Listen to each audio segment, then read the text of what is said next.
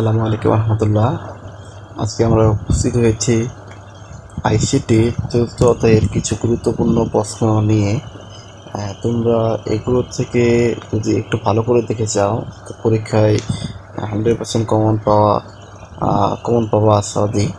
তো আমরা কিছু প্রশ্নগুলো দেখি। আমি শুধু প্রশ্নগুলো বলবো, তো আপনারা ভিডিওটা স্টপ করে উত্তরগুলো আপনারা দেখে নেবেন। তো 1 নম্বর প্রশ্ন যেটা হচ্ছে, ওয়েবসাইট ও ওয়েব পেজ এক নয় ব্যাখ্যা করো। খুব সুন্দর একটি প্রশ্ন এবং উত্তরটি সুন্দর করে দেওয়া আছে। 2 নম্বর যেটি প্রশ্ন করবা তোমরা, ওয়েবসাইটের কাঠামো বলতে কী বুঝো? 3 নম্বর যেটা পড়বা, ওয়েব পেজ ডিজাইন HTML গুরুত্ব ব্যাখ্যা করো।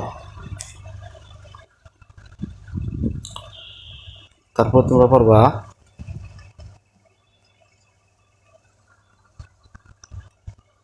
4 নম্বর যেটা পড়বা, স্ট্যাটিক ও ডায়নামিক কাঠামোর পার্থক্য ব্যাখ্যা করো। 5 নম্বর যেটা পড়বা, ওয়েব পেজের সাথে ব্রাউজার সম্পর্ক ব্যাখ্যা করো। 6 নম্বর যেটা পড়বা তোমরা, সেটা হচ্ছে ডোমেইন নেম আইপি অ্যাড্রেস এর পরিপূরক ব্যাখ্যা করো। নম্বরে যেটা তোমরা পড়বা সেটা হচ্ছে HTML ভাষা কেস সেন্ট্রিক ভাষা নয় ব্যাখ্যা করো। এটা সুন্দর করে পড়বা। 8 নম্বরে যেটা পড়বা, ওয়েব ব্রাউজার ও সার্চ ইঞ্জিন এক নয় ব্যাখ্যা করো। 9 নম্বরে যেটা তোমরা পড়বা, আইপি ঠিকানা ডোমেইন নেম এর গাণিতিক রূপ ব্যাখ্যা করো। তো ভিডিওটা তোমরা জুম করে নিয়ে ভালো করে উত্তরগুলো দেখে নিবা, দেখবা ইনশাল্লাহ এখান থেকে তোমরা কমন পাবা। তো আরও কিছু আমরা প্রশ্নে যাই। 10 নম্বর হচ্ছে, লিনিয়ার কাঠামো বলতে কি বুঝো? 11 নম্বর হচ্ছে, নেটওয়ার্ক কাঠামো বলতে কি বুঝো?